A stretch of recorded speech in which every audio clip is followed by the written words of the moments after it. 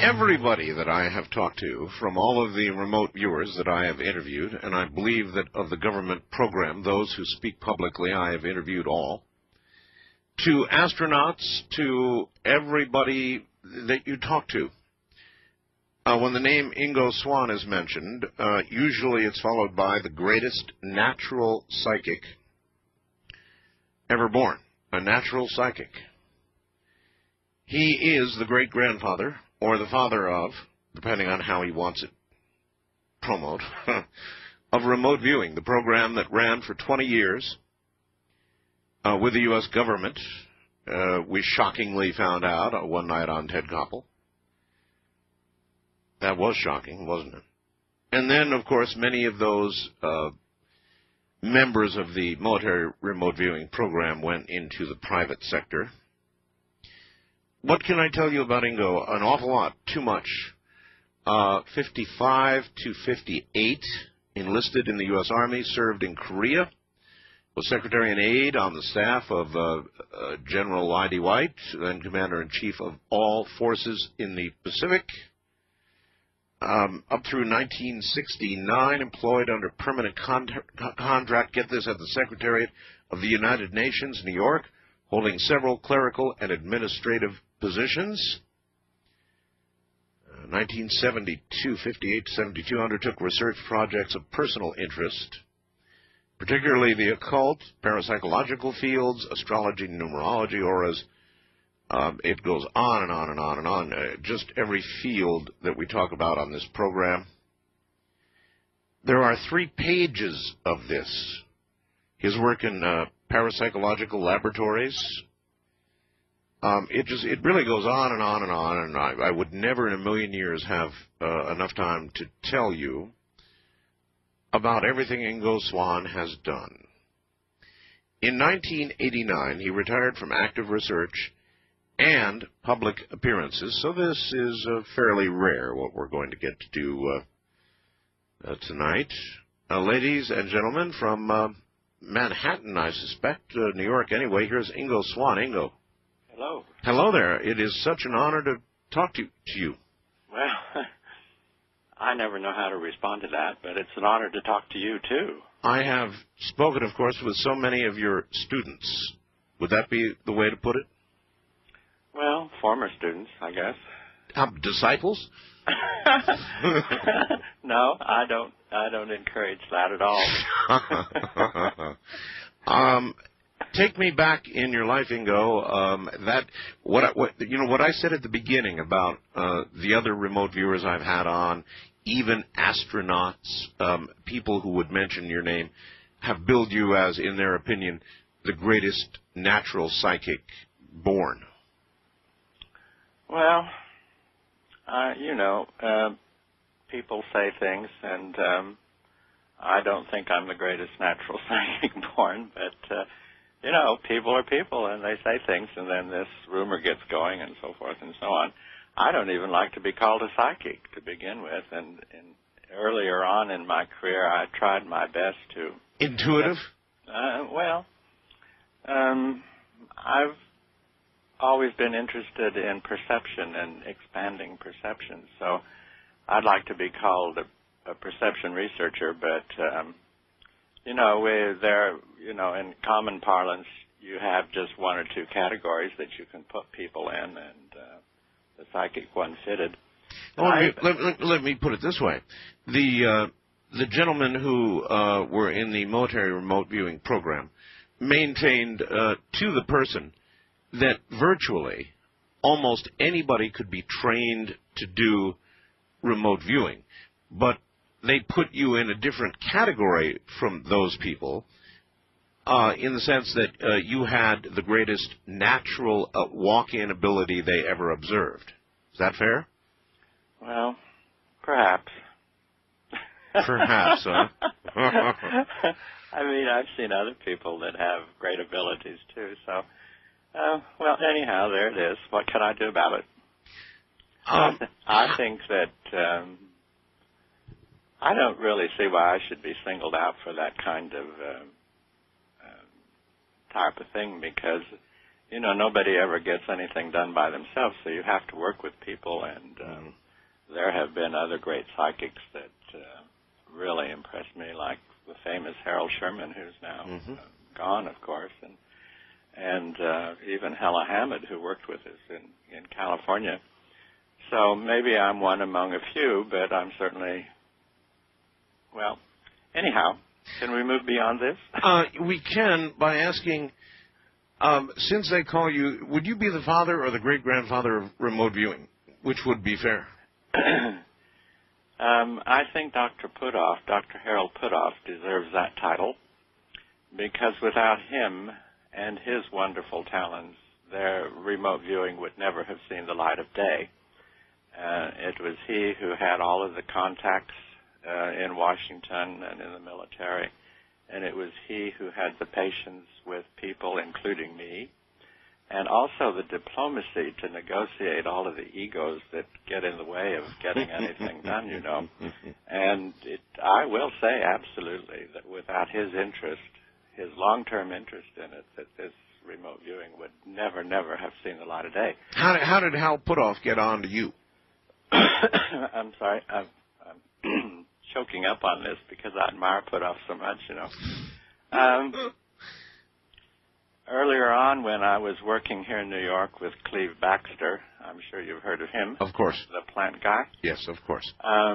We were talking about the speed that these perceptions take place with. They're really fast most of the time. And so I was saying, who understands this kind of thing? And so he mentioned Dr. Harold Puthoff, whom I'd never heard of, who was a physicist interested in tachyon theories. So I eventually wrote him a letter, and he called up right away and was interested because he had made a proposal to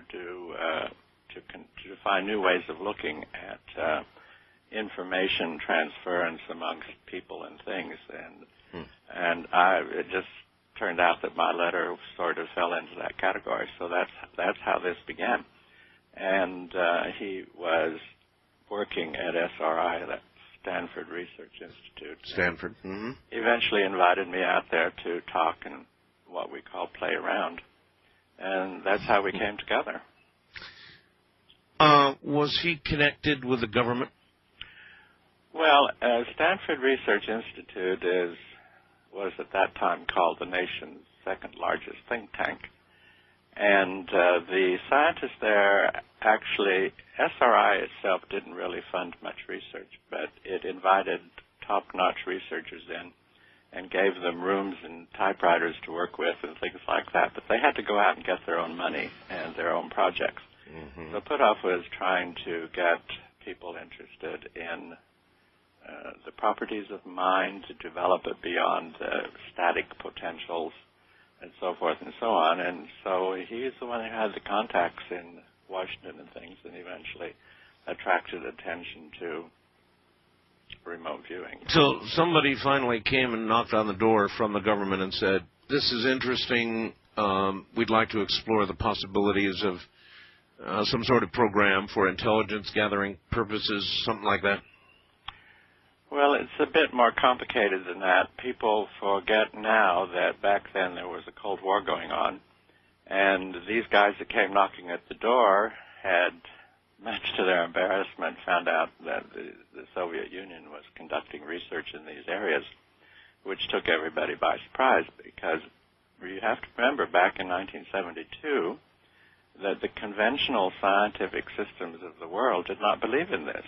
And so this was a big shock. So they were actually jumping around trying to find somebody who could educate them on these matters. So in other words, you've got to keep up with the Ivanovs.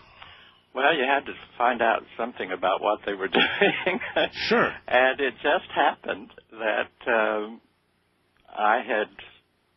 the experiments I'd worked with Dr. Gertrude Schmeidler and Cleve Baxter had made sort of headlines back at that time, and Puthoff had the access to the Washingtonians, so it just all fell together, much to my surprise.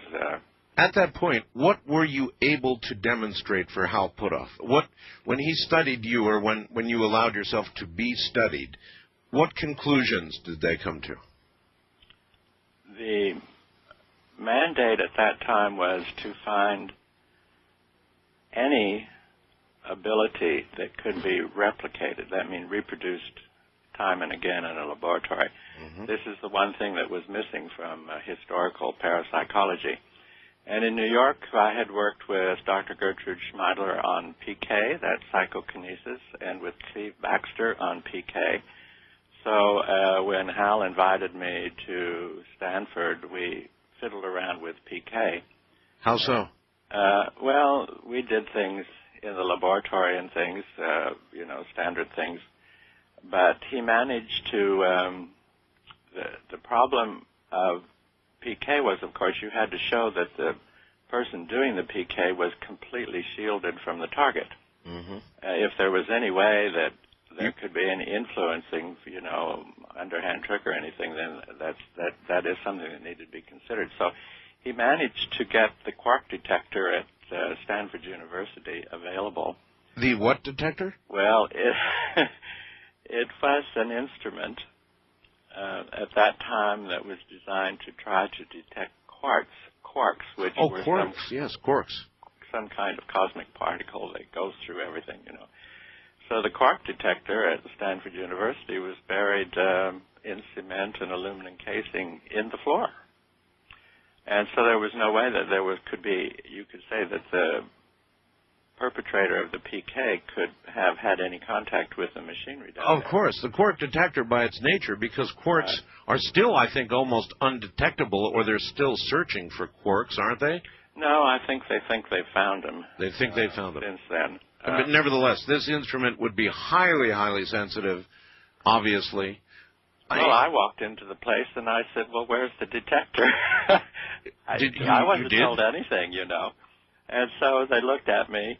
There were about 9 people there, and they said, you're standing on it. And I would look down at this cement floor and everything. And so I said, well, gosh. So I drew it. I used my visualization and everything. And I said, well, I have to try and locate it down there somehow. So I did my little magic on locating it, and I started drawing it. And when I was in process of drawing it, it stopped dead in its tracks. It stopped. Yeah. It stopped. Yes, this had been running, and it was a nice sine wave going up and down. It had been running for, months and months and months. So then, if I have this straight, the drawing of it would be what we perceive as remote viewing. The stopping of it would be what is psychokinesis, the ability to affect something. Well, I didn't mean to stop it. It just stopped. It just was somehow these, if you can say it, my brain waves interacted with this mechanism down there. Yes. And it stopped. It went up, it broke its sine wave, and it wandered around for a while, and you could see 9 faces turn pale right around me, And one guy who I think was a doctoral student turned around and started to rush out of the room and bumped into a post and nearly knocked himself out. And so I was sitting there, and, I said, well, what happened? What happened? I didn't even know what happened at that time, but then they said, oh, can you do this again? I said, well, I don't know what I did in the first place. So anyhow, I continued drawing, and then it did it again. It stopped again, but not as dramatically as the first time. And that impressed everybody right across the nation, because if the mind can do that to a quark detector, hypothetically speaking, it could also do it to a missile or an atomic bomb. And so this immediately, within 1 week, Puthoff had plane loads of people coming out to talk to him. Oh, my. That's how it got started. Was, at what point can you say, at what point the U.S. government began to get interested with taxpayer money? At that point. At that point. Oh, yes, absolutely. I can well imagine. Were you? Well, the evidence coming out of the Soviet Union was quite dramatic. The part of the evidence said that they were trying to train people to knock out other people mentally at a distance. And so this kind of thing gave substance to to that, meaning that could be possible, you know. So, Is that possible, Ingo? I think so at some point, but I would prefer to talk. That would have to be talked about in you know, how people telepathically interact to begin with, which they do. So that's a big, larger picture. But back then, people were only interested in hardware.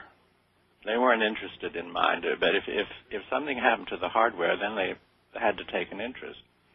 And later on, it turned out that they could be educated to accept the fact that mind is just as important as the hardware.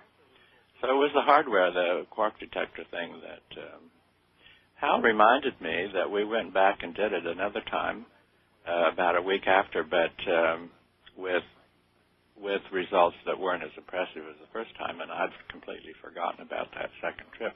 You're not going to believe this, but behind our conversation right now, I'm hearing another conversation, Ingo. I thought that was your radio. No. That's some other completely separate conversation going on. You're hearing it as well? Yes. Weekly. It's best. That's really weird. That's an advertisement going on. That's really weird. That's really weird, Ingo. Listen, hold on. I'm going to I'm going to stop at the break, which we're at now, and I'm going to redial the phone line and see if we can get rid of that or find it and kill it. Shall I hang up? No. Yeah, hang up. I'll call you right back. Okay. All right. Ingo Swann, the father of remote viewing and so much more to say, is my guest. A rare opportunity. He'll be right back.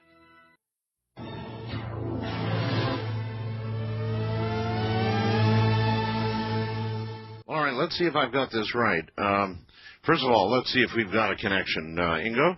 Yes, sir. We were talking about the early psychokinesis experiments, and I have talked with remote viewers about the possibility of remote influencing. Yep. They the same thing? Yeah, it would be. It would be. Some remote viewers, well, first of all, when you talk to them, they seem hesitant to talk about that subject at all. Some say they don't think it's possible that, for example, you could do a negative thing. For example, Saddam Hussein, that we could burst a blood vessel in his head, you know, something of that sort. They say, well, you couldn't do anything like that. Could you? Well, I suspect if the proper people knew how to do it, it would have already been done. And the fact that it hasn't been done means they don't know how to do it. Something like that. But the evidence in laboratory work that people can influence plants and mechanisms is at a small level. I mean, nothing really big. But at a small level, that's incontrovertible, that kind of evidence. So potentially it's possible to be developed. Well, I have personally experienced random number generators in recent work, and I've done it myself, experimented endlessly with spectacular, unbelievable results. Yeah. You know the software I'm talking about, I imagine. Sure. There are lots of versions of it. It's just astounding. It's astounding, and it seems as though, to varying degrees, almost anybody can seem to do it. Well, I might not go that far, but certainly enough people have demonstrated something along those lines. But the way it works is not understood, so people use the model of the material universe as their working model, and it doesn't quite follow the standard laws of the material universe.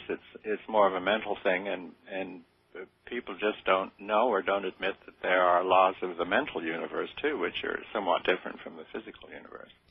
Well, then let me revise that, and let me say I was sent the software. I have the software here. Uh-huh.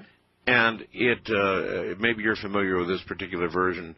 It presents you with two pictures, one which is perhaps all white noise on the screen, and the other a picture of a castle or, whatever.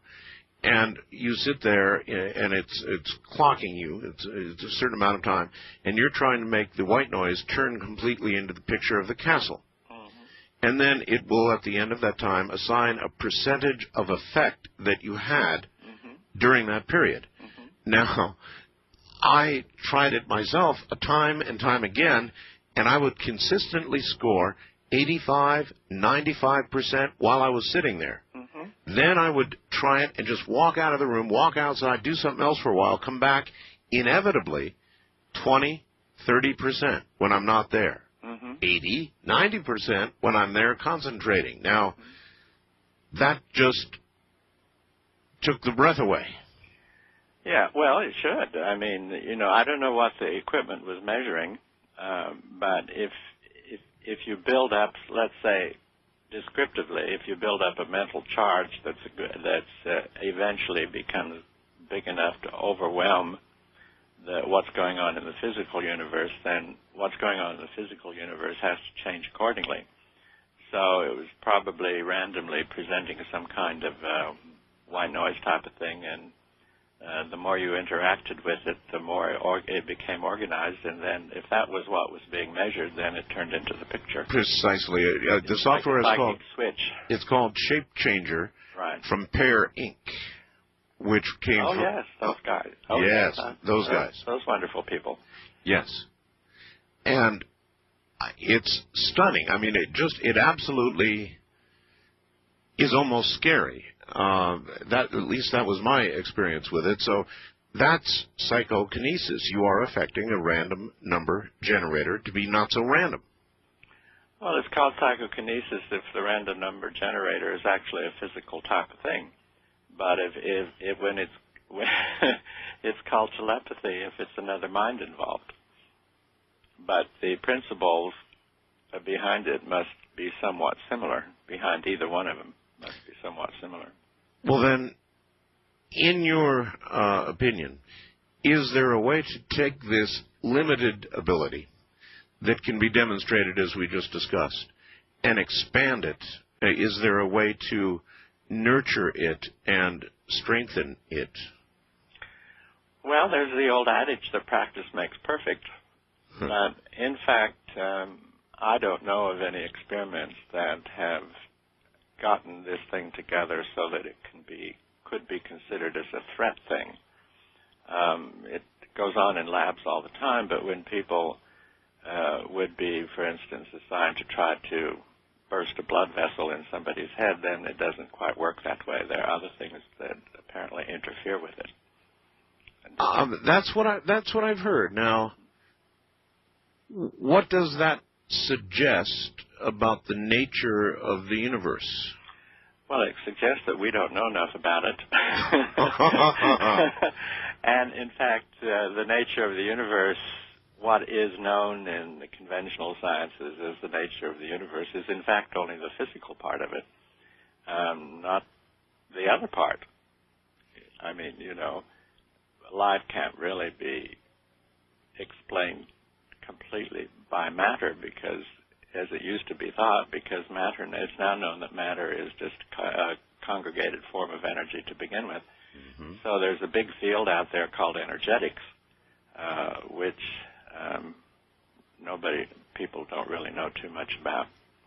Dr. Bill Tiller is one of the people that works with this kind of thing, and of course he finds it very hard to sell his book.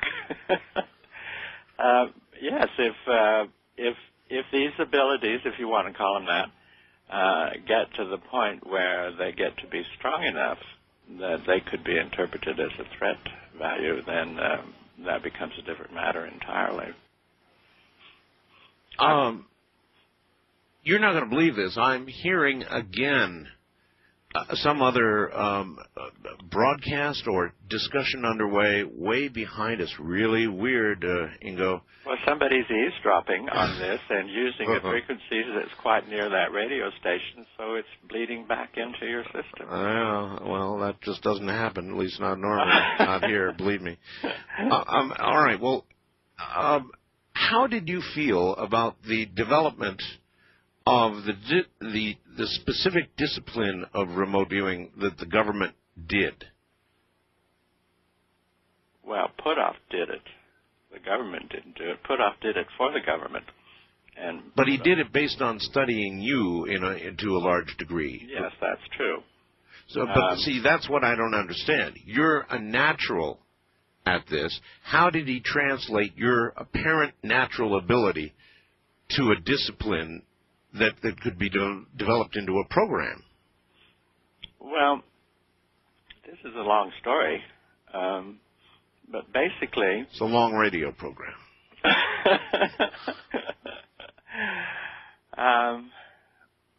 I have to say something now that probably a lot of people would be irritated with, but we did. You see, you have to consider the realities of the clients, in this case, the government agencies. Mm-hmm. And you have to consider actually what it is that you think you're working with. And so what Puthoff and I did was decide that whatever psychic perceptions consisted of, that they did consist of perception. So it didn't really matter if the source of it could be called psychic or not. The stuff to work with were the perceptual processes in the human being. Mm-hmm. So we converted over to perception studies rather than psychic studies. And there's an enormous, even at that time, there was an enormous literature about perception, and it was quite well understood scientifically that perception can be expanded by simply working with it.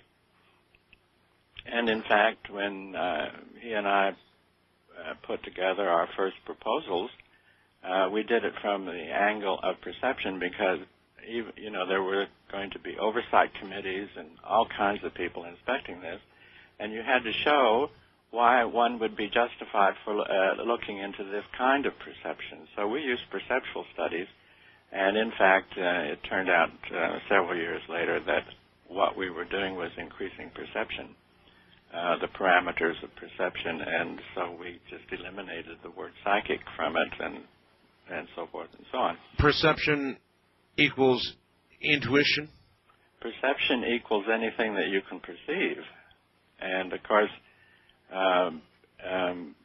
you don't even need to call it intuition. It's only intuition if it's not based upon physical types of things, Well, is it for the regular person, the regular Joe walking down the street, every now and then fairly intuitive people will have a very strong feeling about a decision that looms ahead in their life, yes. An intuitive feeling. Is that what we're talking about? That's a construct of processing information to the point where it becomes perceptible. If that person didn't have high stage perceptual factors working for him, then they wouldn't experience that kind of thing. As opposed to logical deduction. Right. Now, in considering perception, you have to understand that it can be closed down. There are all sorts of processes that can be used to limit a person's perceptual faculties. So if they can be closed down, such as in hypnosis and brainwashing and all kinds of social programming and things like that, these things can be reduced from their functioning. If they can be reduced from their functioning, they can also be expanded. And that was the principles that we went forward with, was perceptual studies. In other words, how far could you take it? Yeah.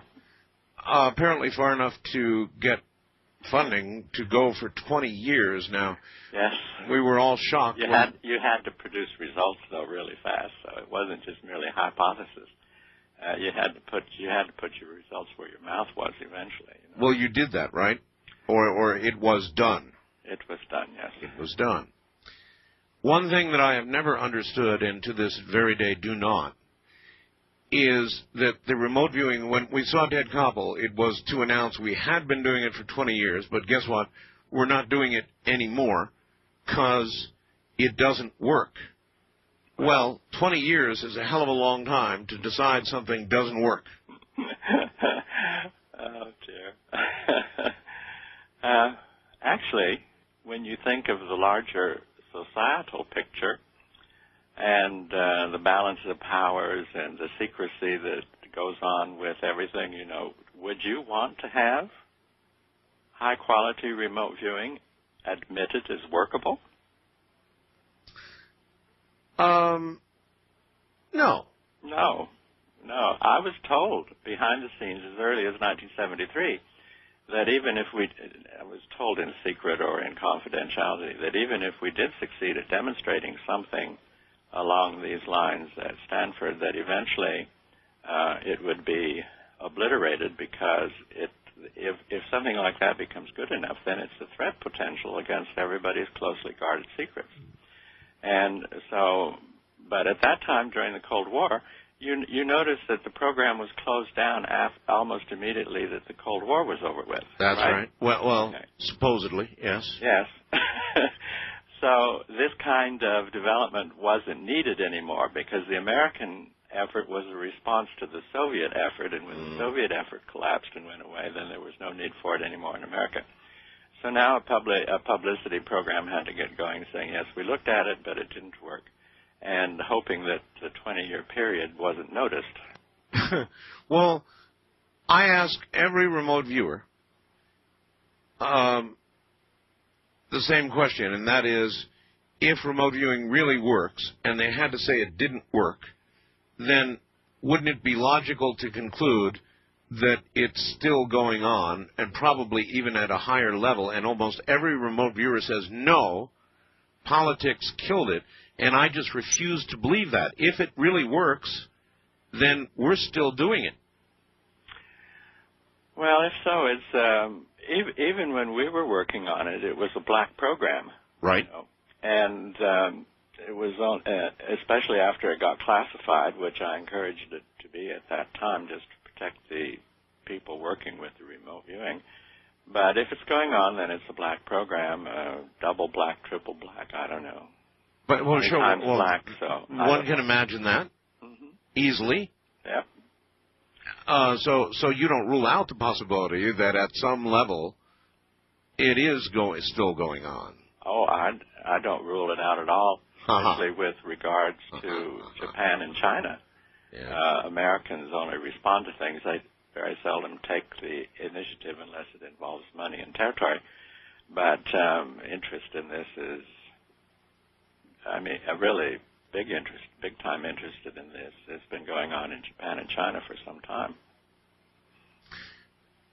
Well, the Chinese are not exactly, other than some trade, our best friends at the moment. So if they're doing it, I would think that... well, let's say they're messing around with it, trying to figure out so forth and so on. In my website, I have reviewed a book written by somebody who's quite knowledgeable in all that. I don't have it handy here. But it's a report on the kind of research that's been going on in China along these lines since about the early 1980s. And this gives one pause if you're interested in the future. I mean, it's quite obvious that whoever develops these kind of things to a point where they become functional, really functional, are going to have an advantage over those that don't have that. That's quite clear. Well, if that's quite clear... well, it's clear to me and a number of other people that the best way to make people not be concerned is to say it doesn't work. You know, it's the same thing as like saying UFOs don't exist and ETs aren't real. That's right. And so, you know, you can put out this social conditioning out there that simply causes people not to think about it because it's thought to be insignificant even if it does exist. So if it becomes, the point when it changes from being insignificant to significant is the make-break point between what's going to happen about it. Gotcha. Hold on, Ingo. We're at the top of the hour break.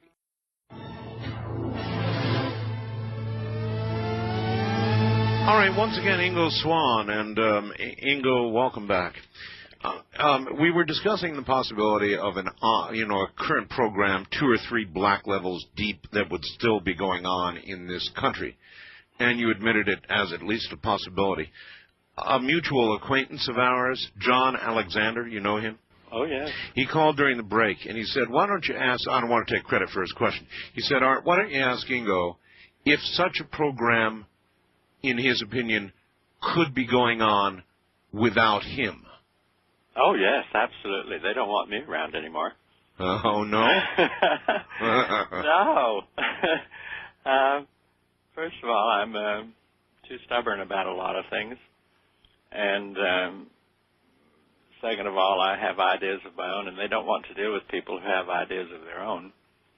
And I'm getting too old anyway. You know, I'm probably past my prime in all of this. Well, let me ask you about a few of those things. What do you mean you're stubborn? Huh? I said, what do you mean you're stubborn? From their point of view, how so? Well, you know, if you work in that system, those systems, these are chains of command. Oh, sure. And one of the things that we came to grief over was these chains of command sent down that we were supposed to research this and that. And I would say, well, there's no use doing that because it's not going to result in anything, and I refuse to do it. And were these bureaucrats? Oh, they were bureaucrats. They were military people. But, there's chains of command everywhere, and people that are putting up money like to get what they think should be done. But, I'm not going to sit around and waste my time just trying to fulfill a mandate like that when it's real to me that it's never going to get anywhere. So in other words, put simply, a few times, you told them just to get screwed. Well, I left SRI about 5 times. Five times? Over this issue. And I said, I'd really rather go back to New York and write a novel and try to earn some money or something, I'm an artist. I just as well take this time and paint. Well, I once got fired by a boss 6 times. Yeah. So there you are. Ideas of your own. In other words, avenues of research that you wanted to pursue that they were not interested in. I would take it to mean that. Well, it had to be one. You see, in the early 70s, the only frames of reference that most people had for these kind of things were drawn from science fiction. Nobody sat around and read boring parapsychology periodicals and things like that. So they had these science fiction ideas, and that's what they were thinking they were working with. And I says, well, we have to change that right away. Mm. In fact, I once gave a presentation in a place I don't even think I should mention here, and say you can't get anywhere if you're going to think of this in terms of science fiction. You have to think of it in terms of real phenomena, and real phenomena are acting differently from how these things are presented in science fiction. So, did you scare the people you worked for? Sure. I didn't set about to do that, but for instance, all through 1972 and 73, people would come from Washington to talk with Puthoff, but they wouldn't want to talk with me. They wouldn't even eat lunch with me because they were afraid I could read their minds.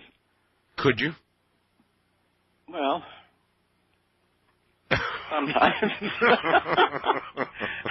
And I said, well, what can I do about this? So I had to eat lunch alone. I had to go to this little cheapo cafeteria while they sat in the dining room over there and talked about me.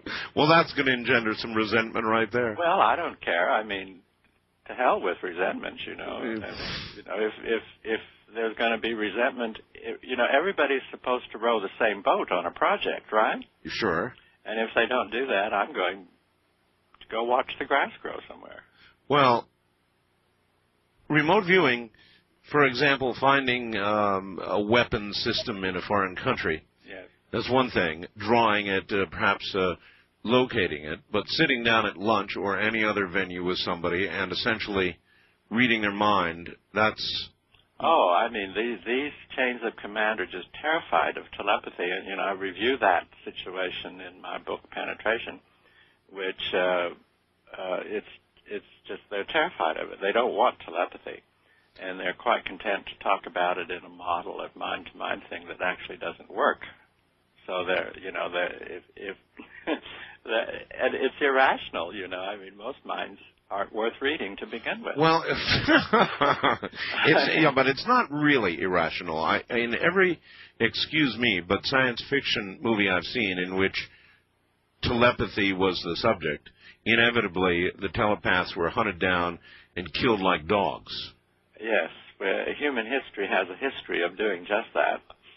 Yeah, sure. Once we burned witches, but I really can understand why that would be the reaction of somebody who would be terrified that you would be reading their inner thoughts. I mean, that is a terrifying thing for most people. It's not just their inner thoughts; it's their secrets.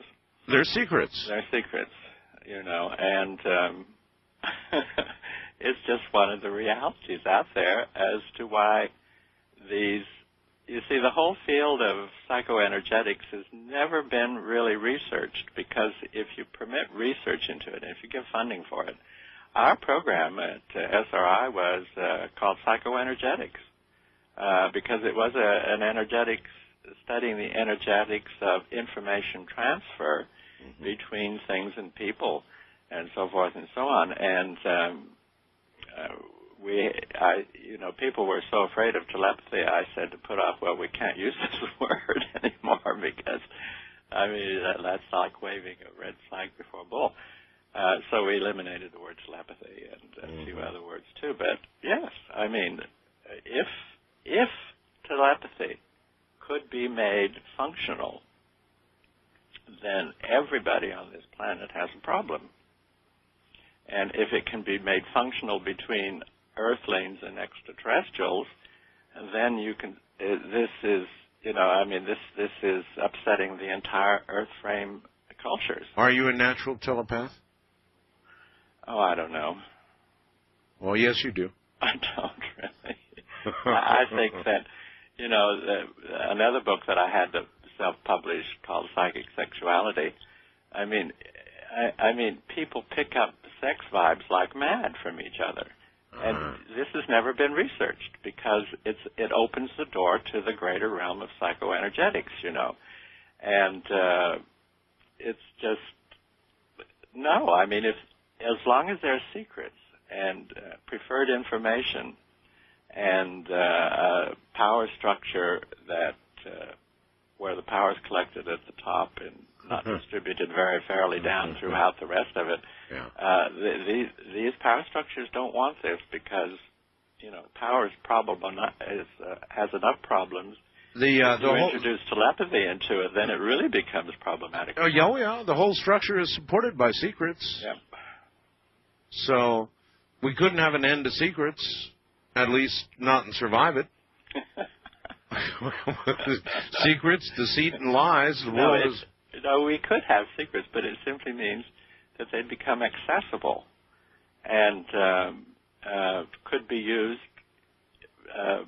for proprietary access to formulas and places and what people are actually doing. What people are actually doing at the top of these power structures has nothing to do with what the other people down below think is going on. Do you still have to eat lunch alone a lot now? Well, what was John Alexander's question again? Well, it was, could they really have a double or triple black secret program without you? Sure. I mean, they had them before me. They can have them after me, too. Yeah, exactly. Post Ingo. So then, we should imagine it's certainly possible they have something going, and if they don't, then they're not paying proper, careful attention to national security. That's right. Absolutely. Now, why won't any of the other remote viewers say that? I mean, inevitably, almost to the one, they say, oh, no, there's no program going on now. Politics killed it. It was an embarrassment, all the rest of it. It's dead. I guarantee you there's nothing going on now. That's what they say. Do they lack imagination? Well, as you know, I don't like to talk about other people. Well, this is a general thing. This is an issue, right? Well, it is, yes. People interpret reality with their personal frames of reference. And if they don't have frames of reference, that can incorporate this kind of thing, then that's how they function, you know. And if, for instance, you know, if they use the parapsychology frame of reference to try to understand these things, this is the wrong frame of reference.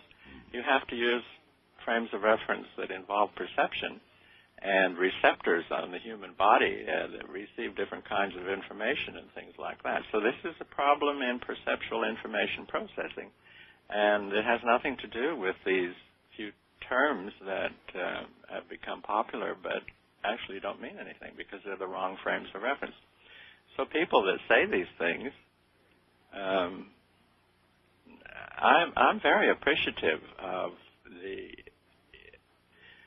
the American genius that occupies a great part of these chains of command. You know, I mean, there are really some really smart people that are around. There are a lot of idiots too, but there's lots of smart people working on these things, and I mean, you know, this is an area to be investigated, but the discoveries in it are so sensitive that the general public has to become convinced that there's nothing to it. But it's the exact opposite, isn't it? I've got a lot of faxes here saying, you know, Art, I've really always wanted to know. I'm just not 100% convinced there is even such a phenomena as remote viewing. Is there any question whatsoever in your mind but that remote viewing is an absolutely true discipline, that it's real?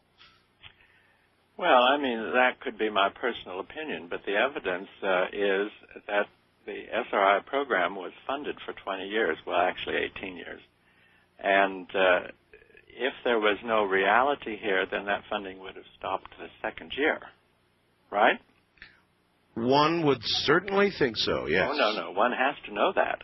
I mean, people don't run around and pour money into something that doesn't work.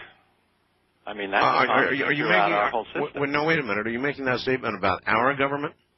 Anybody. That they don't pour money into things that don't work? Right. If they know it doesn't work, then they don't pour money into it. Well, I don't know about that, Ingo.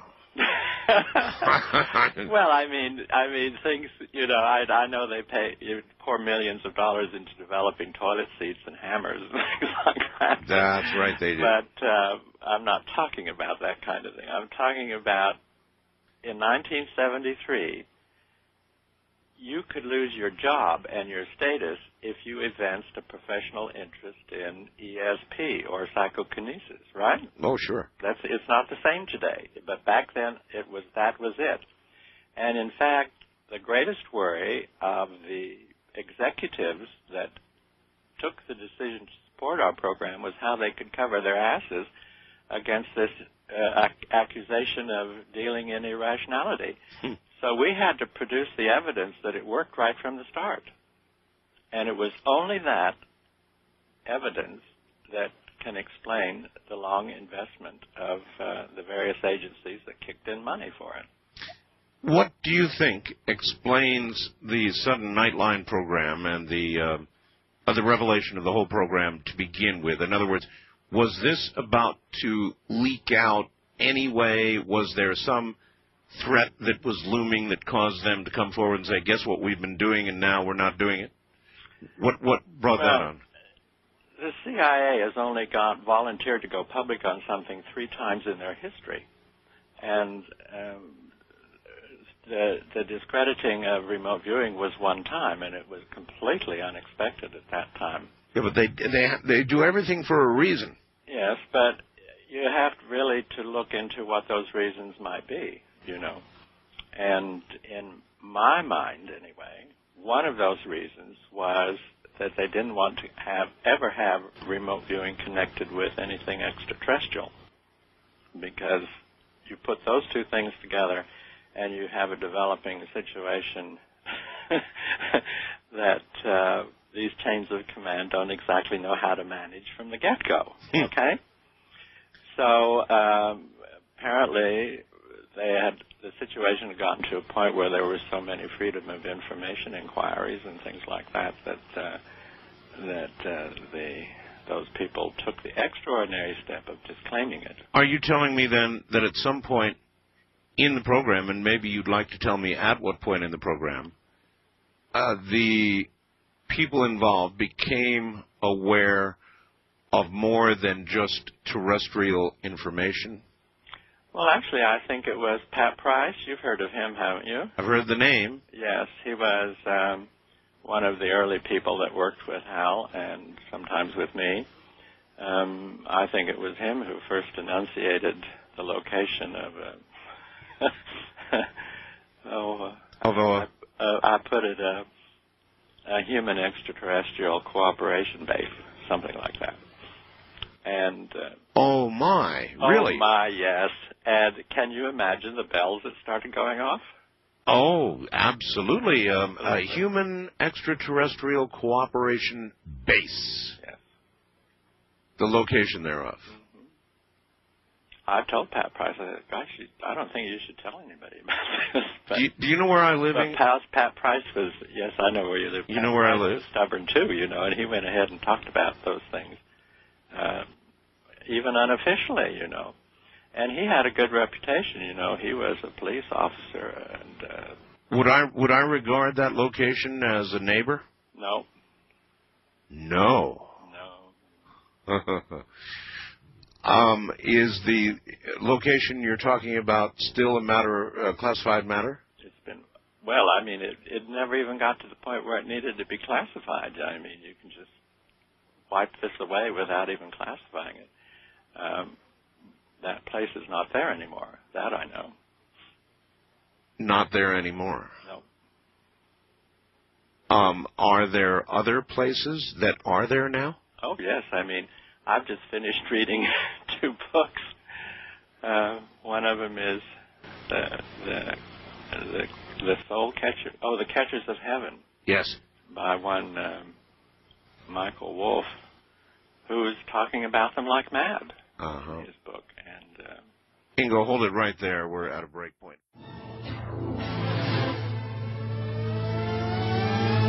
All right, back down to Ingo Swann after that last little bombshell. I would like to ask Ingo just exactly how much do you know about human extraterrestrial intercourse, intellectual or otherwise?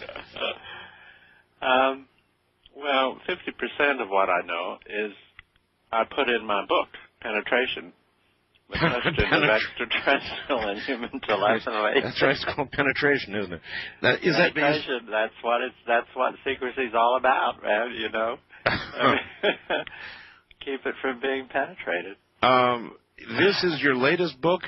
No, I had written a number of books which no publisher would touch with a 10-foot pole. So eventually, I decided to publish them myself, Mm-hmm. I mean, I think the things that I've experienced and learned, I should put them in print somewhere, so. And your latest book, is it self-published as well? Yes, Penetration is self-published. And then I went ahead and did the Psychic Sexuality book, too, because this is another, I mean, it's very hard for you to think that anything can be covered up about sexuality. I know. But indeed it can. And it was a good way to show how the entire field of energetics is covered up, too. So I published that one, too. All right. Then give us just a sort of a 101 on human ET contact. Is it extensive? Has it been going on a long time? Are there a lot of bases? People have a lot of questions about this, Ingo. Yes, I know they do. The only thing I can do is, many years ago when I was working at the United Nations, I came across a book called Spacemen in the Ancient East.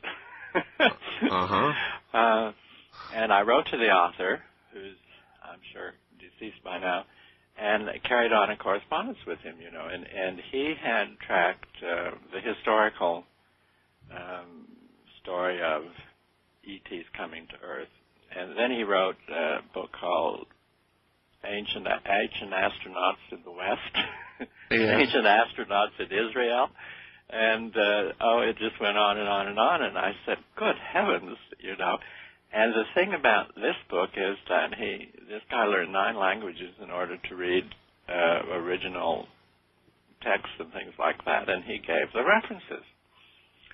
So I checked out some of the references, and they were there, you know. So this is a well-researched document. He couldn't get his books published in the United States. He got to be quite famous in England and in Europe, and especially in Italy for some reason. But there was one version of Spacemen in the Ancient East published here in the United States, and then after that, no publisher would take his books on, and he wrote about 10 of them. Mm-hmm. So, you know, I said, well, why is it that these books won't get published in America? Mm-hmm. And at the bottom line, they're just too revealing, right? I mean, you know, they say the right things. They do the right history. They document it and everything like that. So I said, well, there's some kind of cover-up going on here, you know. I mean, powerful people do have control of book publishers. And so that started me off in the 60s on this kind of interest, and that was before I started doing experiments in laboratories on ESP and PK and things like that. First-hand knowledge in this area, Ingo? Yes, I do. It's really strange. That's okay. This is the home of strange. This is the home of strange. Yeah. Well, in 1975, I found myself invited into a very strange remote viewing thing, and that's the whole story of that is the first part of my book, Penetration. And it turned out that, I mean, this was really, really strange, the way it went about and things. But it turned out that the guy involved was very obviously part of a larger system having deep concern in extraterrestrial matters. He wanted me to remote view certain locations on the moon, of all things. Mm-hmm. So I did that. And then he kept asking, while we were doing this, it took about 3 days in an underground installation somewhere. It took about 3 days, and he kept introducing the topic of telepathy as an oh, by the way type of thing. And so finally, I can be really naive and sometimes.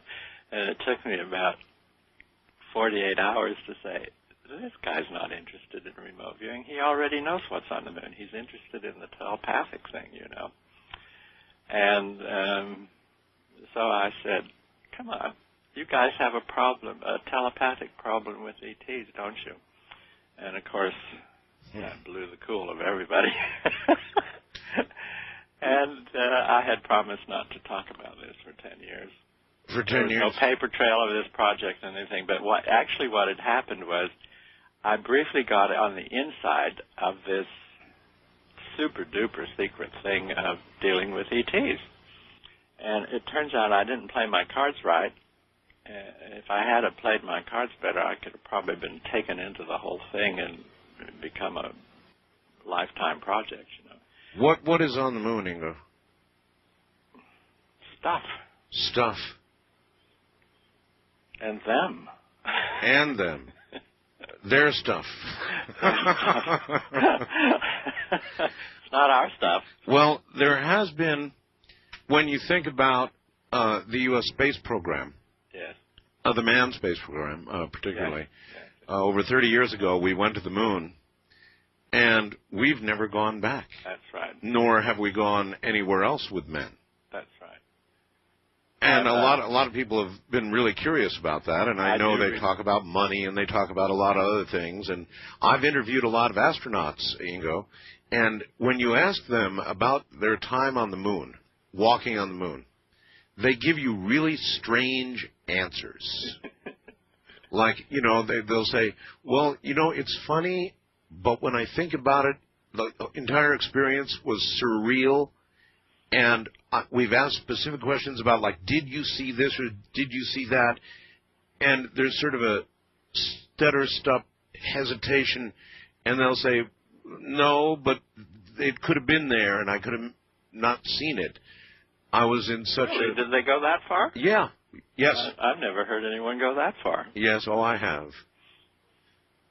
Well, you're on the pulse of things, and I'm not.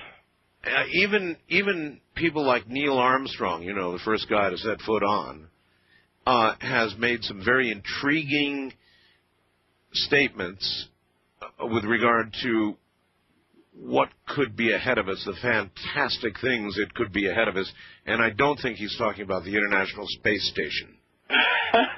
He actually did that at the White House. So, and then, of course, we have the fact that all of these astronauts, or the great majority of them actually, have come to real problems, psychological, drinking, domestic problems, all kinds of problems that one might imagine could be precipitated by trying to hold on to information that they don't really want to hold on to. Speculation, but not bad. Well, I think that they're in a place that is really difficult. You know, let's say if there's stuff on the moon that isn't ours, then there is a real problem. And I think that the best way to handle that problem is just to put out a public type of program that says nothing at all about anything. Well, they've done that. Yeah, they've done that. No, they didn't go back to the moon after a certain point. In fact, they left 3 fully developed manned landing things on the pads and never used them. They were set to go, and they never used the last 3 of them. Did you know that? I did not know that specifically. No, I didn't. Well, it's in my book. Everything is in my book. In other words, I shouldn't say everything, but things like that are in my book. You know, I mean, all right, when you put the pieces together, you come up with a story, right? That's right. Okay. So the way to not come up with a story is to prevent the pieces from being put together. I love reading between the lines, and boy, you sure have lots of good reading between those lines for us. To get your book, or any of your book, by the way, what would you recommend as a first book for people to read? What would you like to have them read right now? Well, I only have 2 available, and I think they should read both of them because actually they're on totally different topics, but they're interrelated. The first one's called Penetration, the Question of Extraterrestrial and Human Telepathy. And the second one is called Psychic Sexuality, the Biopsychic Anatomy of Sexual Energies. Ingo, I've interviewed a lot of people about apparitions and ghosts and things that are inexplicable. And in almost every case, it seems that these apparitions, psychokinetic occurrences, inexplicable occurrences of all sorts, seem to occur around young teenage girls. But that's not true. Well, according to some people, it is. And I know. I mean, Freud and Jung noticed that this in the presence of teenage girls, and are you hearing that, Ingo? Yes, they're back. Unbelievable. So, I mean, you know, people like to latch onto one explanation, and the one explanation was you had to have a prepubescent teenage girl to have these kind of effects, but that's not true. People of all ages experience them. Well, I suppose that may be true, but you don't suppose the extra raging hormones in a young teenage girl would specifically engender that energy any more than... Well, it could be, but actually it happens with boys, too. I mean, so some of these prepubescent boys... I remember. I mean, come on. We can't locate it to just this one thing, actually. But actually, if you have disturbed sexual energies, these are very powerful energies, you know, and they could kick anything off. And it's just that I sort of resist limiting it to what is just hearsay, In fact, if you talk with Dr. William Roll, who specializes in this kind of thing, apparitions and PK combined and things, you'd get a better background as to how it's distributed. The thing is that people who are more mature probably don't report this as much. It doesn't become they're afraid to report it because they're going to be thought of as crazy. I know. But parents who have a disturbed daughter or a teenager would likely take them to a shrink and say, fix this. And that's why it's more visible there. So sexual energy then is immediately transferable in a psychic manner, or can be detected very easily psychically, or... Well, haven't you ever detected somebody's vibes, sex vibes? Oh, yes. Oh, yes. This is the point I make. Here's the tip of an iceberg about psychoenergetics, If there's one thing that can't be accounted for in materialistic terms, and that same thing can be picked up by just about everybody, it's sexual energies. And this is the one common thing that most people share in common, but it's never been researched. In fact, researchers who've embarked upon it have usually been burnt at the stake, so to speak. Well, wouldn't most medical doctors say it's something that's given off, what do they call them? Hormones? Pheromones. Pheromones, thank you. Well, for many years, the conventional scientific establishment denied the existence of human pheromones. That's true. That's true. And it's only right now that I'm beginning to see articles. I subscribe to science periodicals and things. Now it seems okay to think that humans do have pheromones, especially in the armpits. The armpits produce these things. Really? So if you sniff armpits, you can sniff pheromones. And I have a Science News here that says this, And you have to, what you read is not the truth usually.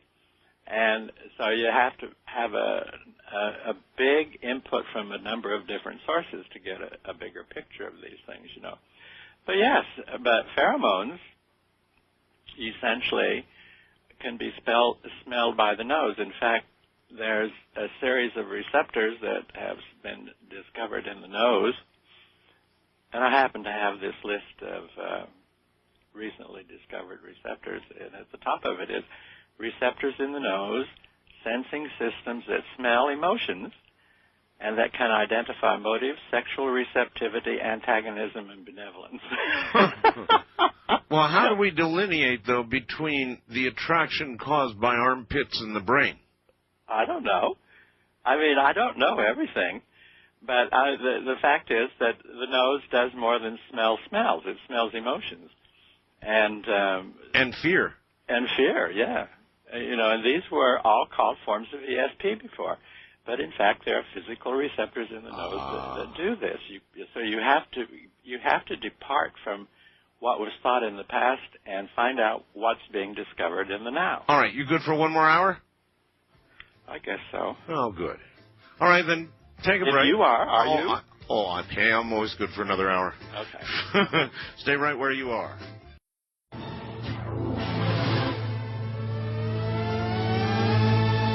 Back now to our guest, Ingo Swann. Ingo, one of the great interests in my life has been the concept, the idea of time travel. And I have been told by many, if not all, the remote viewers that remote viewing the present is only one of the things you can do. That, in effect, time travel or viewing into the future or into the past is equally possible. Would you agree with that? Hypothetically, yes, but there's evidence for that. And in fact, do you mind if I review some experiments at SRI? Not at all. Go right ahead. One of the persons that was being a subject out there was Hella Hammond, who is a really wonderful lady. And she was doing, this was back in the early days when the Puthoff and Targ were doing outbound experiments that were called outbound remote viewing experiments. And this was, they would get 6 sealed envelopes, and they'd have to drive 2 miles from SRI and then use their calculator to randomly select one of these targets and open the envelope and go to that place. And the subject back at SRI at a given time was supposed to describe the place they were at, right? Right. Did you follow that? Sure. So I had done a series of those and got tired of doing them, and so they got Hella Hammond and a couple other people to try this. And Hella was very good at this. You know, she was really terrific, but she was also a stubborn person. And one day they came in, and she was, I know she told me that she didn't want to do the experiment because she had an appointment having to do with getting a show of her photography at Stanford University. So I says, well, I don't know what to do about it. It's up to you. So I left them alone, and pretty soon Puthoff and Targ came running into my office and said, Hella says she already knows what the site's going to be. What are we supposed to do? And I says, well, have her tell you what the site is, you know. So Hella did that, and then took off for her appointment. So then Puthoff and Targ had to go get in their car, and they drove 2 miles, and then they opened up the envelope and went to the site. And it was the matching of Hella's description and her drawing with the site was simply uncontrovertible. So she had viewed some site that had not yet been selected as a site. Well, that's and this is where we got the idea that remote viewing experiments could be front-timed to go somewhere in the near future, or back-timed to go into the past. Well, no, wait a minute. There's one other possibility, of course, and that is that it was telepathy. No. I mean, you could say that, but Puthoff and Targ didn't know what was in these 6 envelopes at all. These were generated by actually Dr. Bart Koch's office, who was the head of the physics department at that time. And they were put in sealed envelopes, and I think that there was like 100 of them altogether. And when 6 of them were needed, his secretary went and just pulled out 6 randomly. Randomly, oh my, really? And then gave them to Puthoff and Targ, and then they had to go 2 miles in order to open one. So, I mean, the telepathy thing explanation doesn't get very far. And that would be Hal Puthoff and Russell Targ, right? Yes, okay. It would be, yes. Right. Mm-hmm. And so, I mean, there's always been evidence. I mean, this is what intuitives do. They see the future, right? I mean, they see something in the future. And so here was Hella Hammond had just seen something that was a future thing that was really quite unexplainable, except by hypothesizing that the human mind or something in the human system has the ability of knowing what's going to happen in the future. What then does that say to us, if anything, do you suppose, or would you speculate about the nature of time itself? I don't know that. Time as we conceive it is a very arbitrary thing. It's very difficult to integrate time into this. I'm stupid about these matters anyway. But in terms of knowing that our human systems must be able to predict something of what's going to happen to them in the future, actually has to be there, because they couldn't survive very well if there wasn't there. So it's just like smelling pheromones in the armpit. You can smell the future coming or something like that, And time doesn't seem to matter, because time is just a series of numbers that are arbitrary. Except the implication of all this is that if you can be aware of what will occur in the future, reliably so even, yes, then we are but marionettes acting out the preordained.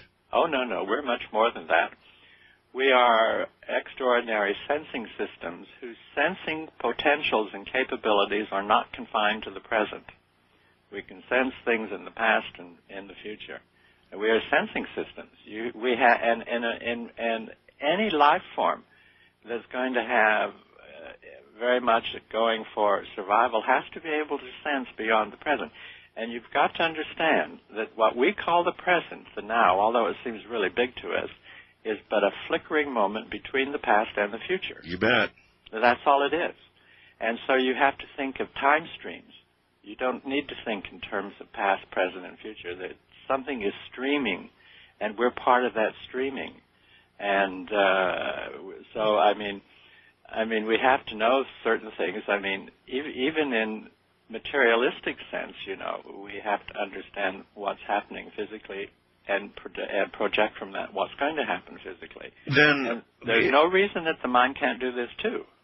Then could it be changed? In other words, could you view a future event and then change that event by your action? I think so. I've managed to actually do that about 3 times in my life. Really? Oh, yeah. Involving what? Well, some people were going to do things that I didn't think should be done, and I had no way of stopping them except to will it.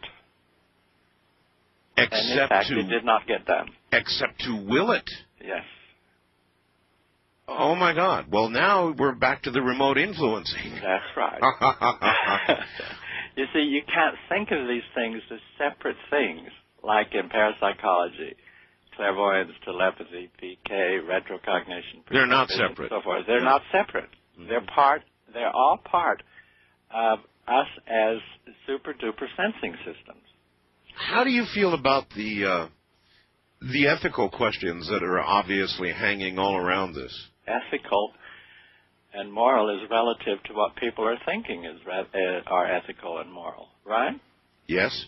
And if you're a fine, upstanding human sensing system, you would probably like to manage this in beneficent and procreative ways. Mm-hmm.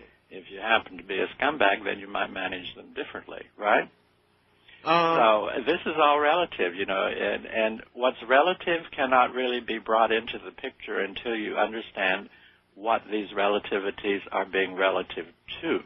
Well, if you're not an ethical person, you might you might precipitate procreation, but it would be a sidebar. Well,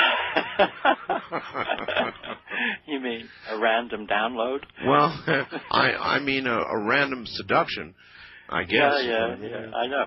We don't know enough about ourselves. I mean, the image of the human that has been set forth in the past is really an extremely limited one. And I think that it's been supported socially and propagated through social conditioning to prevent people from becoming more powerful than they are. Actually. Power belongs to the few, and the few like that, and they don't want the rest to get powerful. So you set up a simple idea that is true as far as it goes, but it doesn't incorporate larger truths. So then this is what you teach people, you know, that the human being is a body, a physical body only. Well, it's not. Even the atoms are made of energy, and you get into the realm of psychoenergetics, energetics right away, and if you get into that realm, then everything else begins to unfold, telepathy, cognition, everything. We're sensing systems. I am told, Ingo, that as carefully as the protocols were structured in the military program, that other things began to creep in. Sure. That other things began to be sensed, entities. Right. That is right. Of course. Once you activate, let's say that when you go into a training program, let's say we have a full spectrum, a 100% spectrum of sensing faculties, okay? Yes. And in the normal case, 10% of them have been activated, and the other 90% have been barriered or kept unactivated. Mm-hmm. So you go into a consciousness, awareness, perceptual training system that is the essential goal of which is to enhance perception and awareness, okay? Okay. So you start doing that, and then above this initial 10%, other sensing systems begin to become activated, okay? So the more these get activated, the more you start sensing everything. You're not just confined to the initial 10%. So yes, there are beings around, there's telepathy, there's this and that and so forth and so on. So you activate. The thing that has been done is you've expanded awareness by these training programs, and to the degree that you've expanded awareness in this or that direction, you'll begin to sense other things besides what you're supposed to. And I bet the military hated that. Yes. Well, everybody hated it, you know. I mean, this just takes down all the walls and barriers, you know. And so the only defense against this from happening is for the powerful few, the power structures, and so forth and so on, is to discredit 90% of our sensing systems. The only problem with that is that they know that people like you are still out there. They know about these sensing systems. That's what they know about. And I'm just a jiggle in the system here, you know. And it doesn't matter. I mean, you know, a person can be contained, but if the general public began aware that they're using only 10% of their sensing systems and then made noises about wanting to have more of these activated, then this becomes a real societal problem. And so in the modern West, you know,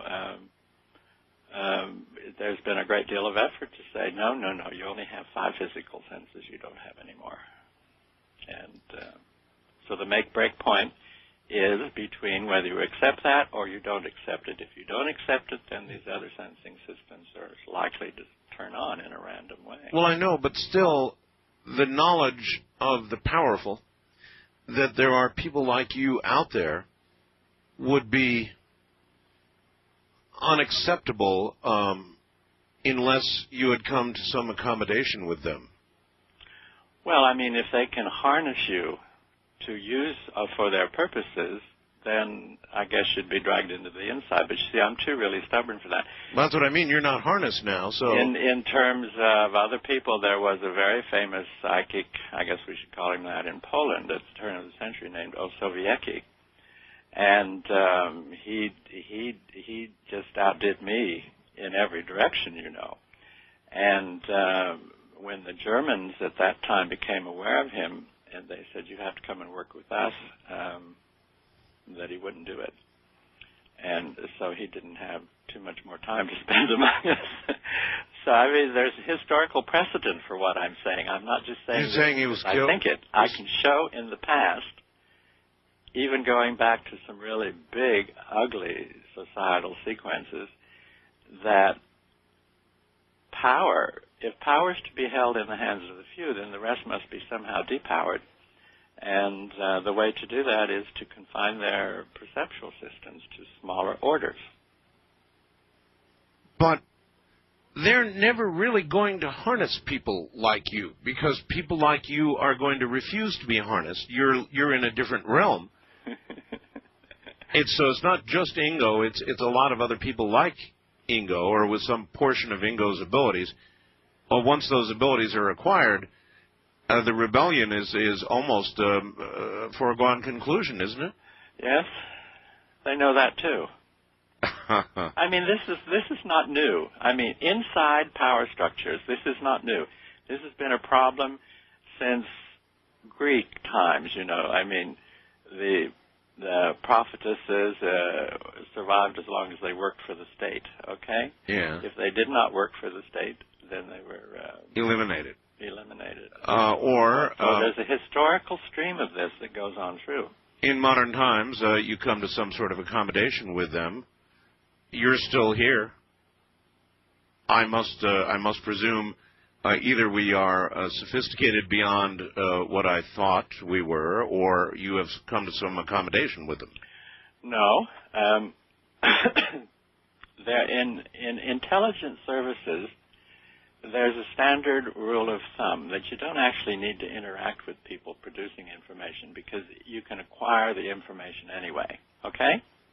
Well, sure. Okay, I mean, in the case of Puthoff and myself, this was an urgency due to the psychoenergetic threat from the Soviet Union at the time.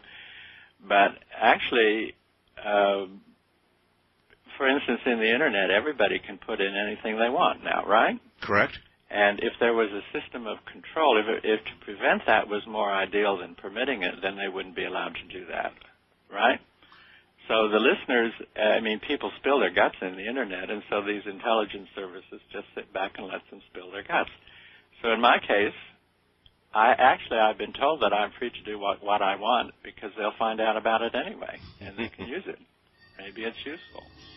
Well, yeah, it's maybe. when you become a threat that they become concerned, and I'm not a threat to them because everything I've talked about already tonight is already more or less in the public domain anyway. Well, that's a kind of accommodation, isn't it? Yes, it is. Yeah. Ingo, hold on. We're at the bottom of the hour. We'll be right back. Ingo Swann is my guest.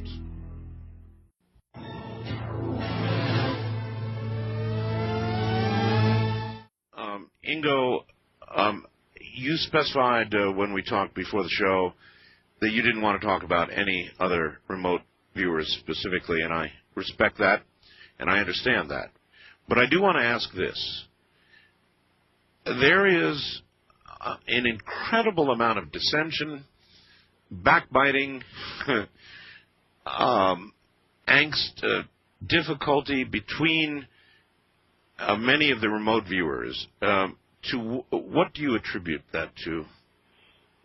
Well, it's an extension of what goes on in parapsychology itself. If you think there's dissension somewhere, you should get into the middle of parapsychology. And I've discussed this with Dr. Charles Tart, for instance, who is a well-known parapsychologist and everything. I mean, why is there this dissension? Yes. And he admitted he didn't know.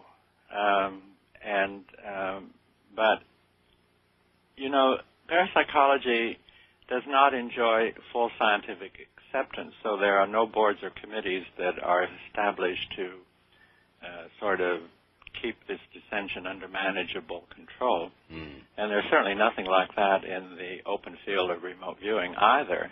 So you have people doing what they do, you know, trying to claim territory and things like that.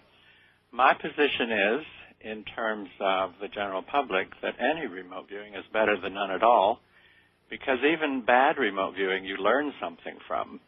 And I think that if remote viewing is going to be of interest to the general public, then the general public has to deal with it. I don't have to deal with it anymore. I'm retired, okay? Yes.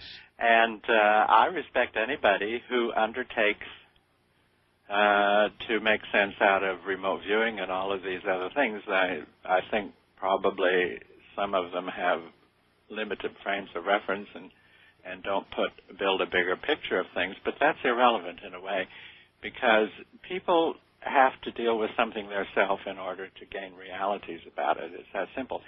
For instance, you can't read any book and think you've gained any reality. What you've gained is maybe a bigger frame of reference to consider matters under.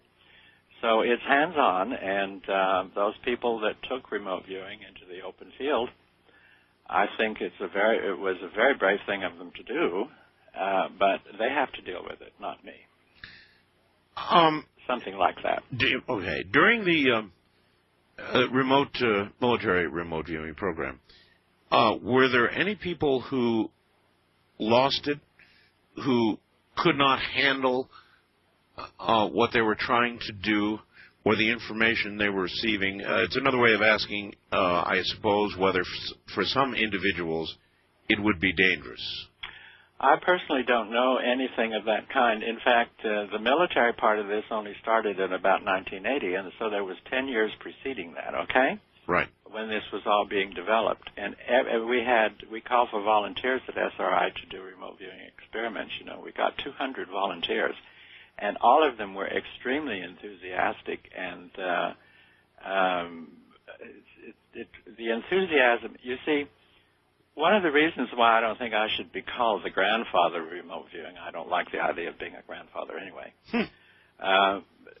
it's forgotten that in order to make remote viewing something that amounted to something, this involved over 500 people. And most of them just devoted their guts and blood to making these issues real. And if you say, I'm the grandfather of remote viewing, or Hal Puthoff is, he deserves the title, I don't. But if you say either one of us are, then you're obliterating the efforts of these other 500 people. And I don't think that's fair, because they worked their guts out, and they resisted the bad press, they resisted the bad publicity, they resisted getting fired because they were involved, and so forth and so on. And our experience at SRI was consistently that anybody who got involved in it was really enthusiastic and had no problems at all in handling what they got engaged in. The problem came before, when people were afraid that their minds were somehow going to be altered. Sure. And if this was a strong point, they weren't accepted as a candidate for experiment. Because, I mean, you don't need to deal with that, when you have enthusiastic people who say, I'll do anything to learn more about myself, for instance. Other things other programs elsewhere that were invasive and forced things in and so forth and so on, I think there were some bad reactions. But this cannot be said of the SRI program. Mm-hmm. Absolutely not. Andrew in Phoenix asks the following of you. What was the scariest, strangest remote viewing session or incident you ever participated in? Oh, Puthoff and I had to agree to do what were called operational targets. Yes. For the funding parties, and we did hundreds of them, And the most awful one had to do with a target in what was then East Germany, and they couldn't tell what was going on from the surface, from photos and things, flyover satellites. Sure. And things. So it was assigned.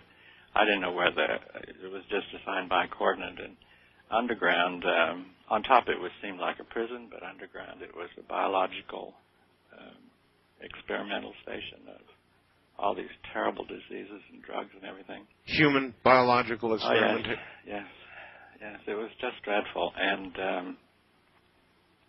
I can almost start weeping again. I ended up, this is just so horrible that finally I just broke into tears. And this was terrible. Terrible. In remote viewing something like that, how much transference of the pain and the horror? Apparently there's a lot. It can be almost complete. Early in my career, I worked with the New York Police Department to help solve crimes. Yes. And when you came across victims that had their throats slit and their hands cut off and things like this, remember, you can view it, if you can remain objective for these things, you can sort of detach, but if you start experiencing what the victims went through, then your whole system thinks that's what's happening to you. And so after 2 years, I said, hey, guys, I can't do this anymore. You have to use these.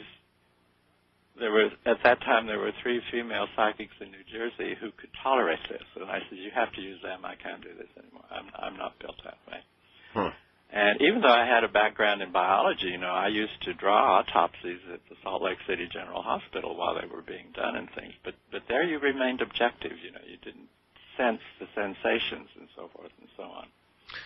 So, no, this East German thing was just awful, because actually it was the first time I'd ever seen anything like that, and the extent of it, and the smells in these underground chambers were not to be believed. All of that came through. All of that came through. It was just terrible.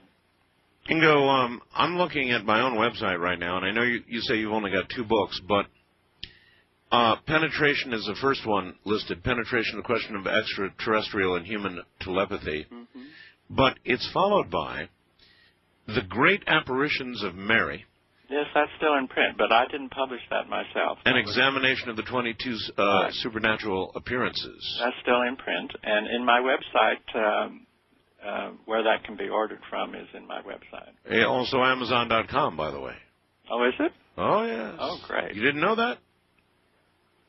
Well, actually, my royalty statements don't reflect that. Well, they will soon, as well as Purple Fables Quartet. Yes, that's still in print. On Amazon. Opening to the Infinite. Human Multidimensional Potential. Are you talking about your Nostradamus factor? I'm talking about a book called Opening to the Infinite. Human Multidimensional Potential. Now, that's not mine. That's not yours, huh? No. Well, then I don't know how we got that up there. You're right. Well, now, wait a minute. You did, I see how it got up there. You did the introduction to that book. Oh, yes. Right? Oh, that's Alice, what's her name's book? Yes, My that's dear right. friend. That's right. Yes, she passed away. I see. So that's how it got up there. All right, well. I did the introduction to that. I'm very interested in the apparitions of Mary. What work did you do on that, and what can you tell us about that? Well, early on at SRI, part of our mandate was to assess this whole general field of everything, and I said, well, the apparitions of Mary are paranormal. We were supposed to assess the paranormal, okay? And the client wasn't interested in that, but I got interested in it, and I started accumulating information about these things. And these are tremendous stories. And actually, it took a long time to sell that book or this version of it because publishers said, well, nobody's really interested in those things. But these are tremendous stories. So I wrote it from the societal historical point of view and just sort of reported what I could find went on at these times. And these are some of these are really amazing events. So that's what that book's about. Were they real events? Oh, yes. Were they real events as perceived by the world of Marian apparitions? Were they? I have to accept that as so, yes. You do? Yes. That brings a lot with it. Yes, it do indeed. Have you ever done targets like, for example, the man Jesus, the Son of God, nope. So said, that walked upon earth? No. I don't do targets where there's no feedback potential. I never did one that didn't have a feedback potential. If you don't have feedback, then you don't know what you have. Anybody can say anything. So I have always had, right from the first, by the way, in 1970 when I started, I had to decide to do only experiments where there was almost immediate feedback as to whether you were right or wrong or what was going on, okay? Right. And I maintained that attitude up until I retired.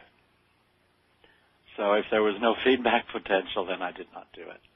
And this isn't to say that it can't be done, because I think it can. But remember, I worked with scientists. I never worked with anybody else but a scientist. I never gave any demonstrations to anybody. And scientists, of course, are only interested in what can be repeated and proven. Right. So I rigorously held to that until I retired. You said until you retired. Do you continue to do work, and have you expanded the work you do since your retirement, personally? Well, yes and no. I've felt interested in going behind the scenes of all these things and pointing up information that's not generally available, since it's not really recognized as existing. The invisible. If you're talking about the concrete world of physicality, you can probably get a handle on everything. But if you're talking about the realms of the mind, you're talking about invisible realms, which have their own phenomena, and these are not clearly presented anywhere. So I'm writing up what I've learned, and along these lines. And when I'm done writing up with what I've learned, I really tend to retire. I'm going to get rid of all my archives and books, and I'm going to go watch the grass grow. Are you or really? I'll come out where you are and watch the sand move around. Yeah, you know, I was born in Telluride, Colorado, so I appreciate natural beauty really much. And a lot of people look at the desert and they go, oh, my God, a wasteland, but it's not. The desert's fabulous. Yes. Every once in a while I make a tour through the Southwest just to look at the deserts. It'd be a good time. We're within a few days now of what I think is going to be about 1,000-year bloom here in the desert because of the amount of moisture. Yeah. And I'm about 20 miles from Death Valley. Uh-huh. And it's going to be quite a year this year. It's going to be gorgeous. Mm-hmm. Well, I probably won't make it, but I'm too busy finishing my next book. Which is? Oh, I'm not even going to say. Oh, how about the general topic? Can you talk about that? Power. Power. Power. Yes. What do you think all this is about? I always thought it was about power. Everything you and I have discussed tonight is power. Is about power. Yes. That's why I don't know how they can leave you alone. Well, they're not knocking down my doors. Every once in a while, I get lots of visitors from all over the world, you know, and they come to check me out and things and ask me questions, and I answer them to the best of my ability. So that's not exactly leaving me alone, you know. As you can think that I'm a threat and a danger, but also I'm a resource. I mean, you know, I've aligned all this data and gathered it and so forth. Well, let's think about this. Take our president, for example, President Clinton. Oh, dear. I don't talk about individuals. Well, a generic president. All right, let's talk about a generic president. A generic president has an idea of a social change he wants to make, and he's going to make this by executive order. Yes. Can this president, this generic president, be certain that this idea, this inspiration, was his own? Now we're talking about power. Yes, I know. Well, if we're talking about generic presidents, it's my impression that they work for the real powers that rule the world. That's what I've heard, too. Yes. And, in fact, you know, that's been stated, you know. Mr. Ford earlier on gave money to both parties so he could control whichever one candidate won. He said that in his books, you know. And so this has been going on since year one, I guess, you know. I mean, if you want to have power with somebody, you contribute to them, and then whoever wins, they're still in your pocket type of thing. But whoever controls this generic president or all generic presidents, they, too, would be perhaps subject to influence. Well, power is defined as control, authority, and influence over others. Yes. And so this is a chain of command, right? Yes, sir. I mean, you can track it up to the top, and you can see these generic presidents are playing a part in a chain of command, you know. So it actually goes up higher and higher and higher. People who write about the power elites probably have their points, you know. I mean, have you done a lot of things that you would not and could not talk about? Yes. Yeah, I thought you might have. Listen, what an interview this has been. I have, in my program, I have 1 hour left, and I can always open the lines and allow people to ask questions, or I can allow you to go to bed and get a little sleep because it's like about 5 o'clock in the morning back there. Yes, it is. And so what I do is I leave it up to my guests always at this time to bail out and get a little bit of sleep and start their day or whatever, or stay for one last hour. It's all up to you. Could we have another interview sometime? You bet we could. Okay, let's do that. All right. Then, Ingo, I have an appointment at 10:30 this morning. Believe me, I understand. The world does not live as I do. Ingo, thank you. You're welcome. Thank you. You're a wonderful, wonderful